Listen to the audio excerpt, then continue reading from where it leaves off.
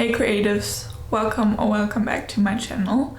My name is Nila. I make videos about bullet journaling, creativity and self-compassion, or at least that was the plan.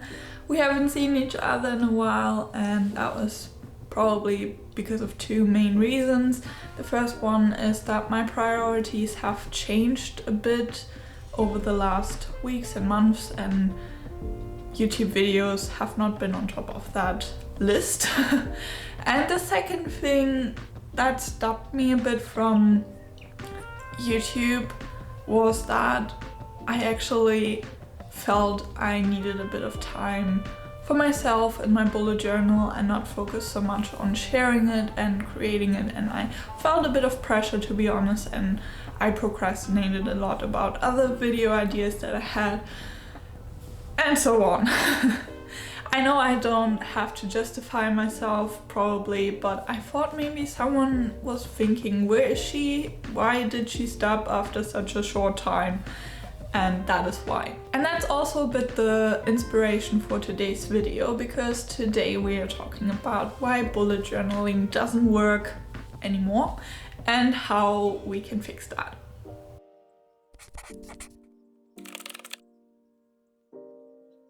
So I already said that the inspiration for this video was that I found myself not enjoying bullet journaling so much anymore. I had a bit of a struggle and I felt that I stopped using my bullet journal as much as I usually do. More than that, I also see a lot of videos coming up on YouTube with titles like bullet journaling doesn't work or things like that, saying that bullet journaling is bad and all these things. As well, I see a lot of creators say every now and then that they don't use their journal as much anymore, or that they don't enjoy it that much anymore. And sometimes when you watch flip-through videos, you can see that people have a lot of blank pages, blank layouts in their bullet journals. And then of course there are my friends who often would say bullet journaling is not for me and I can start that, I'm not consistent with that. All the reasons why you can start with bullet journaling. However, I feel like I have a more specific video for that topic, but that goes a little bit into the idea process for this video as well. So I want to talk about two main things in this video, and the first thing is why does bullet journaling not work for you, or why does it stop? And then the second thing would be ideas to fix the reasons why it's not working. And without further ado, without talking anymore, let's just dive into that. I think probably one of the main reasons why bullet journaling might stop working or might not be working for you is that it is overwhelming. Especially when you're starting, it can be overwhelming, but maybe also when you've been bullet journaling for quite a while, you got yourself a little routine and the things that you always do, but did not realize that they were maybe a bit too much and that they are and thus very overwhelming. I think this overwhelming feeling can come from several points, like you can be overwhelmed by the design effort you put into your bullet journal, like when you watch YouTube and you see a lot of people create these amazing layouts we spoke about before. Also, I created a lot of artsy and creative bullet journal setups on my channel. You can feel either that it is what bullet journaling is about and that you have to create a beautiful bullet journal with all kinds of amazing spreads. And if you're already doing that, it can be maybe a bit like, oh, now a new month, I have to create something new, I have to come up with a new cool idea. And that can be very overwhelming. The second thing I find overwhelming is when you set up too much. Maybe in the beginning of your journal or also through the month. If you have a lot of collections that you regularly feel like you have to fill in, if you have so many different trackers in your journal and so many pages that you have to keep up with, it is overwhelming for sure. And then I find there's one more thing that can be overwhelming too, and that is the information you put into your bullet journal, specifically when it comes to tasks and to appointments. And I think that is something I struggle with a lot because my brain works a bit differently. That's a different video. But in my head, I often do this thing where I think that I can fit a project that is maybe a couple of months or even years of planning and working on it into like a week or a day. So basically the word for it would be over planning. Another reason why it might not be working anymore is layouts. And you can think that layouts are pretty close to design, but I feel like layouts are more the function of the planner. Maybe you've started out and tried one or two things and they don't work for you, or maybe you've already been bullet journaling for a while and you have your fixed routine and the things that you do and you felt that they worked for you. But sometimes things can change and sometimes you might experience that the layouts you are choosing are not really functional and working for you anymore. And then from my personal experience, I can say that bullet journaling for social media is definitely something that can be a huge point when it comes to, is your bullet journal working for you? Because it can create a lot of pressure, it can create a lot of expectations, and also it is so tied to what do other people say about it, is it working online, and not about is it working for me. Another small reason can be that you are simply not enjoying the supplies that you have and that you don't really like to use the notebook you're in. Which might sound ridiculous for some people, but for me, who is a huge stationery lover and who is really fuzzy about things sometimes, that can definitely be a point. And last but certainly not least, I feel like there's just a lot of expectations around, especially with all these videos now coming up saying that it's bad or something, or that it's just not working. And I feel that is quite maybe normal, because whenever there's a new thing or system or something coming up, first it's like a curious phase, maybe people trying it out, and then there are so many people who start saying that has changed my life, that is the best thing, if you don't do it you will fail and you are a failure basically. And so I think that around bullet journaling this expectation came up that it is this life-changing magic method to make everything better. And yeah, what am I supposed to say? That's not working. So yeah, these are the reasons that I can think of why bullet journaling might not be working anymore. I'm sure there are a lot more reasons, but these are the ones I want to talk about in the next step, which is how can we fix that? So when it comes to being overwhelmed by your bullet journal, I think there are two key things to keep in mind. The first thing is to simply do less. Maybe go through your last month or months in your bullet journal, or even your whole bullet journal, and see what are your essentials. What do you really need to keep organized, to keep your head clear, to reflect on your life, and what is the stuff that stresses you and what is overwhelming to you. What collections do you not enjoy filling out on a daily, monthly or yearly basis, and just skip them. Maybe you want to cross them out or just leave them out. Tell yourself it's okay to not fill them out every day or every time you're supposed to do it. When it comes to design in this part, I would say don't stress about it. Do what is fun for you, what you're enjoying, and don't think that you have to make it pretty in order to make it work. Much more likely to be the other way around, that if you worry too much about the design and aesthetics, that it just won't work because you put so much stress on yourself. If you like it pretty, however, you can simply switch to more effortless options like washi tape, stickers, just using some kind of colors or nice pens, but you don't have to draw anything in your journal. You don't have to take hours to create a monthly layout. And as we talked about over planning, I think that is a bit of a journey to reflect and realize how much is really doable in a specific time. So I would say maybe sit down once a week, look at your notes and reflect on what was working well, how much energy do you have through the days, what is really achievable for you, and try to make it more realistic. When it comes to layouts that aren't working for you, I would highly recommend to go through your journal or the last months, and kind of analyze what was and what wasn't working for you. After that, I would try to come up with a solution with a new layout from myself and not look too much on the internet, because that might just not be the solution you need. That is just a solution that worked for someone else. And I feel like it's a bit ridiculous to say that, but I'm gonna say it anyway. Change your layouts up.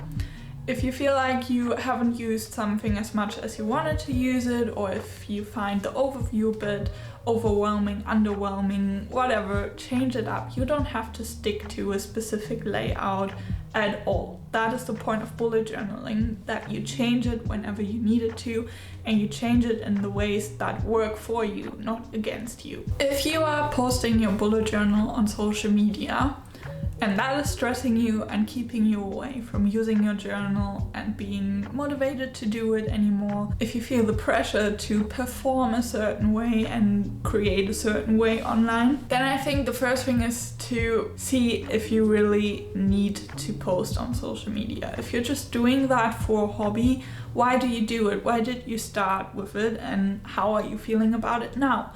If you don't enjoy it anymore and it is too much pressure and too much work and stress for you, you can quit it. So yeah, first thing, maybe question if you really have to and want to share your bullet journal online. If you want to share your bullet journal online, that's totally fine. I would recommend taking a break if you can, if it's not your job you're really tied to and depending on. Take a break as long as you need it, as long as you want it, and come back freshly and motivated again. And I would think a lot of times your viewers, for example, on YouTube, would not care so much if you change things up, if you don't stick to your routine and your always same style or whatever. Try to free your mind from the expectations that you think others might have, because probably they might not have the expectations that you expect from them.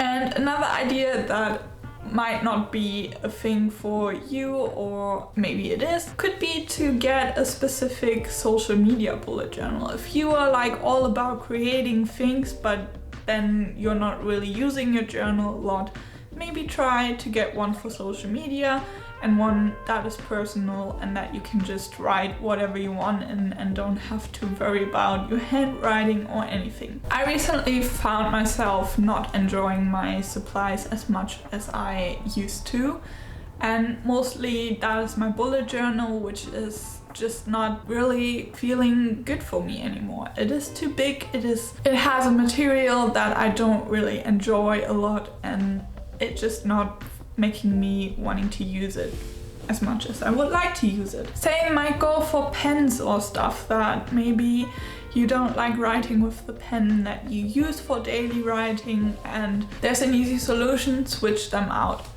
Now, I would say personally, if you spend maybe a lot of money on your notebook or haven't really used it a lot, try to at least fill it out as much as possible. Maybe find a balance between not being too wasteful and, you know. And then last but not least, again, about expecting too much. I think here it is important to go back and remember the purpose of bullet journaling. The creator of the bullet journal, Ryder Carroll, has created the system specifically for his ADHD brain, and it is a tool that should help you organizing your life, reflecting your life, and having a space to write anything down that you would want to remember. That's it. It's not about design, aesthetics, it's not about changing your life, being the best, productive, healthiest, prettiest, whatever version of yourself. It is simply a tool.